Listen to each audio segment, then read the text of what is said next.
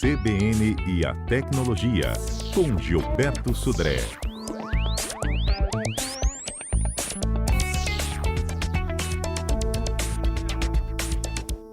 Gilberto, 5 bilhões de logins que já vazaram este ano? Exatamente. Só esse ano, Fernanda, temos mais de 5 bilhões de credenciais, ou seja, login e senha de usuários da internet que vazaram e estão por aí na internet aí com arquivos, né, públicos, né, ou seja, de vários locais, vários sites, vários serviços da internet também. E, ou seja, é um problema, né?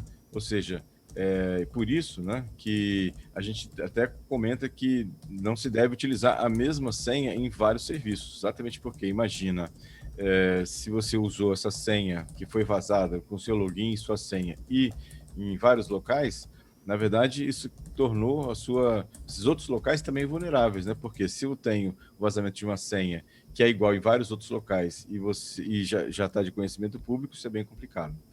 Em relação a esses 5 bilhões, Fernanda, uma curiosidade também, a maioria desses 5 bilhões, ou seja, mais de 4 bilhões de senhas, referem-se a credenciais de plataformas como e-mail, do Gmail e do Outlook. Então, veja, os e-mails, né, ou seja, de muitas pessoas estão vazados aí, né, ou seja, na verdade, o login e senha de muitas pessoas estão vazados, e se a pessoa utilizou esse mesmo login, né, em outras contas como Facebook, Twitter, Instagram, isso acaba tornando vulnerável essas contas também em relação a isso. É bem lembrar que esses números são números mundiais, ou seja, né, nesse caso lá. E desses 4 bilhões, 900 milhões, ou seja, quase 1 bilhão, são informações de login de contas corporativas, ou seja, ferramentas de uso profissional, né? Então, ou seja, portais de e-commerce, portais, né, administrativos de empresas, né? Isso tudo também foram senhas que foram vazadas nesse caso. Então, esse é o problema, de que você, quando uma credencial dessa é vazada, permite que o cybercriminoso ele tenha acesso a outras contas que possuem o mesmo e-mail ou a mesma senha vazada. E aí acaba ficando complicado para as vítimas, né, controlar esse tipo de vazamento. Para isso. E o que a gente precisa de fazer para não ter o login vazado? Primeira questão é saber se sua senha foi vazada. Aí eu vou dar 2 sites que os nossos ouvintes podem ir lá consultar para saber se suas senhas, né, já foram vazadas em algum local. Então, o primeiro site chama-se Have I Been Pounded? O site, o nome está em inglês, HAVEBENPWNED.com. Have I Been Pounded, né? .com. É um site que ele, na verdade, o que esse site faz é tentar localizar esses vazamentos na internet e cria um grande banco de dados. Então, nesse site eu consigo consultar se o meu e-mail, por exemplo, eu digito lá um e-mail e ele vai me dizer se aquele e-mail teve a senha vazada em algum local e me diz quais foram os locais que essas senhas foram vazadas. Inclusive, para eu saber de onde veio, né, esse vazamento, né? Então, esse é um site. O outro, né, é um site chamado Hashcat, hashcast.axur.com. Então, de novo, hashcast.axur.com, né? Esses 2 sites têm basicamente essa mesma função. Você digita lá um e-mail, né, ou um domínio, e ele vai te dizer quais senhas ou quais logins foram identificados já de vazamentos em vários locais da internet diferentes. Então, se você fez o teste lá, né, nesses 2 sites e descobriu que sua senha, por algum motivo, foi vazada, foi vulnerabilizada, a sugestão é que você troque imediatamente aquele local onde foi indicado que vazou e nos outros locais todos que você porventura tem utilizado a mesma senha, inclusive aproveita e coloca senhas diferentes em todos eles. E aí a pergunta que muitos ouvintes fazem, mas como é que eu vou controlar, né, todas essas minhas senhas, que são senhas diferentes para cada um dos serviços, né, nesse caso? Então, a sugestão é usar o que a gente chama de cofres de senhas. São aplicações, na verdade, que você consegue proteger todas as senhas que você tem mediante uma senha grande e bastante complexa. Então, em vez de você ter que decorar 10, 15, 20 senhas diferentes de locais diferentes, você escolhe uma senha grande,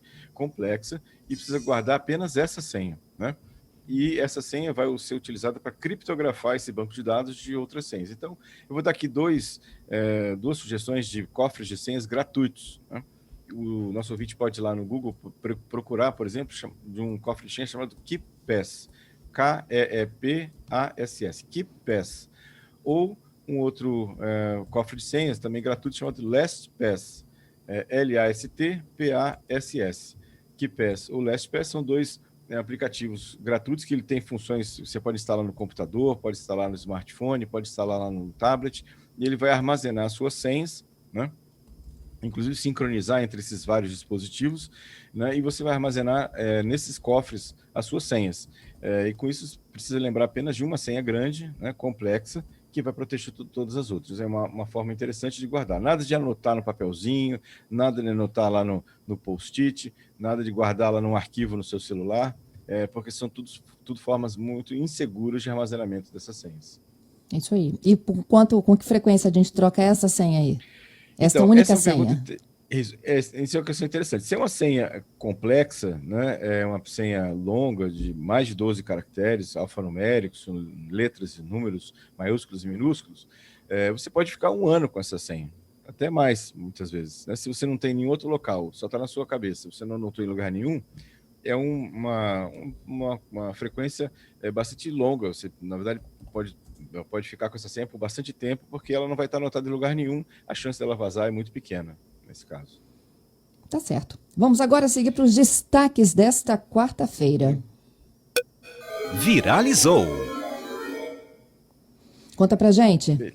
Vamos lá. Primeiro destaque é que vem novidades por aí. A Apple, né, começou a convidar pessoas ligadas à imprensa, né, para um novo evento marcado no dia 10 de novembro, daqui a pouquinho, né, às 14 horas, horário de Brasília. O evento, titulado One More Thing, ou seja, mais uma coisa, fazendo referência lá às palavras do Steve Jobs, quando ele normalmente falava isso quando tinha uma grande novidade. Na verdade, espera-se que nesse evento a Apple ela divulgue os novos Macs. Ou seja, agora a Apple está mudando de processador, está saindo da linha Intel e está indo para processadores do tipo ARM. Que aí tem uma série de rumores no mercado falando que os aparelhos vão ficar mais baratos, mas são aparelhos de menor poder computacional, que vão ser utilizados, né, para uso comum, mas não são aqueles processadores mais potentes da Apple, que são muito bons para áudio, para vídeo, tratamento de áudio e vídeo. Vamos ver como é que isso vai ser, né? Dia 10 vão estar ligado lá nesse lançamento, mas vem novidades por aí que vem da Apple, né, para isso. Outra novidade interessante, essa semana a Samsung começou a liberar um recurso para encontrar celulares Galaxy e acessórios offline. Exatamente. O seu telefone lá está offline, mas mesmo assim eu consigo localizar esse telefone a partir de outros dispositivos que estão próximos a ele, né? É uma função do sistema operacional mais novo, né, do Android mais novo desses aparelhos, e é interessante que você vai poder definir uma senha numérica para esses dispositivos e você tem uma função chamada de localização offline. E aí, se ativando essa função, o que acontece? Aparelhos da Samsung que estiverem próximos, ligados, né, através de Bluetooth, por exemplo, não precisa estar ligado na internet. Esse aparelho que está próximo vai fazer uma ponte, avisando que um aparelho da Samsung, ou o seu aparelho da Samsung, está ali naquele local, né? Mesmo que o seu aparelho não esteja conectado à internet, ele vai usar um outro aparelho como ponte para chegar à internet e avisar que ele está ali. É uma função que a Apple já tinha, né? E agora essa função começa também a funcionar para os aparelhos da Samsung também, né? Nesse caso. E uma última notícia que achei bastante interessante, né?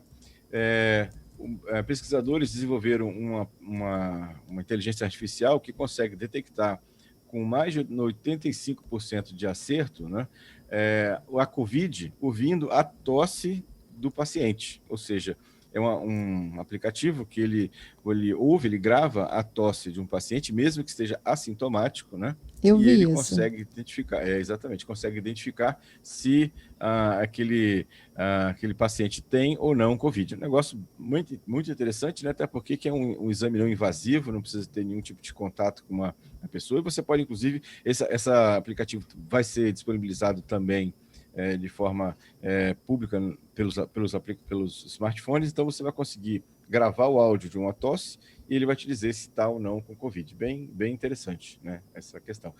O aplicativo ainda não está liberado, ele vai ser liberado, segundo os desenvolvedores, em breve. Bom, eu tenho perguntas aqui dos nossos ouvintes. Vou para o Alfredo. O Alfredo ele disse que ele tem o AppLock no celular dele. É seguro? Serve para proteger logins e senhas? O AppLock ele serve mais para você armazenar e bloquear aplicativos, né?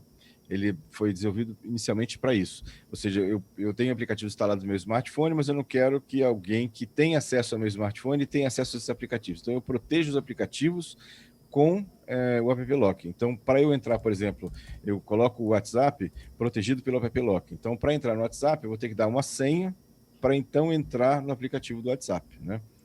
Então, esse AppLock é mais para esse uso específico. Esses dois que eu falei são especificamente feitos, que é o LastPass e o KeePass, são especificamente feitos para cofres de senha. Uhum. O Diego, ele fala sobre o navegador Opera. Ele pergunta se ele tem uma relação de segurança melhor, já que ele diz, né, como proposta, que ele consome menos memória RAM. Aí ele é Opera GX, está explicando aqui o Diego. E ele pergunta se é, sem dúvida, confiável. Então, o Opera é um navegador realmente que consome bem menos memória do que os outros navegadores que tem. E tem uma história, né, na verdade, de preservar a privacidade dos usuários também, como é também o Firefox. Eu diria que ele é seguro, né? Assim, dentro dos parâmetros normais de segurança que a gente tem hoje, nada é 100% seguro, mas ele é um navegador que é confiável, né? Assim como o Firefox. Ele estaria no mesmo nível, vamos chamar assim, do Firefox no sentido de segurança. Uma vantagem que o Opera tem é que ele tem uma função de VPN. O Opera está oferecendo para os usuários da Opera a função de criptografia de dados que estão em trânsito na internet. Isso é legal também, melhora bastante a privacidade dos usuários. Uhum. Bom, e tem uma ouvinte aqui, a Débora. Ela disse que fez uma checagem agora, né, sobre logins e senhas. É Pwned, é isso? Exatamente. I have been pwned, exatamente, esse site. Pwned. Isso. Como é que é o nome? Dá o endereço para a gente aí de novo. I have been pwned. Vamos soletrar então, que assim, have I been pwned. HAVEIBENPWNED.com. Né? Esse Have I Been Pwned é o site que indica se você teve uma senha vazada ou não sua. Uhum. Tem brasileiro também? Brasileiro, o Acho é uma empresa brasileira. É o outro site que eu comentei, que é o hashcast.axur.com. Hash é HASHCAST.axur, que é AXUR.com. Né? Esse é o site nacional, esse é o brasileiro, né? O site brasileiro que também tem a mesma função do Have I Been Pwned. Entendi. Bom, o ouvinte aqui está me falando que o Opera GX é feito para quem joga, é isso? Ele tem essas funções, ele é bem mais leve, né? Então ele tem essa função também de facilitar quem joga no caso de navegador, de jogos pelo site, né? Por web, né? Para isso. Também. Né? É um navegador que você pode usar também de forma normal, né? Por usuários convencionais. Tá certo, Gilberto. Muito obrigada, viu, pelas dicas de hoje, hein? Obrigado, Fernando. Obrigado aos ouvintes pelas perguntas, pela participação. Sexta-feira temos mais tecnologia.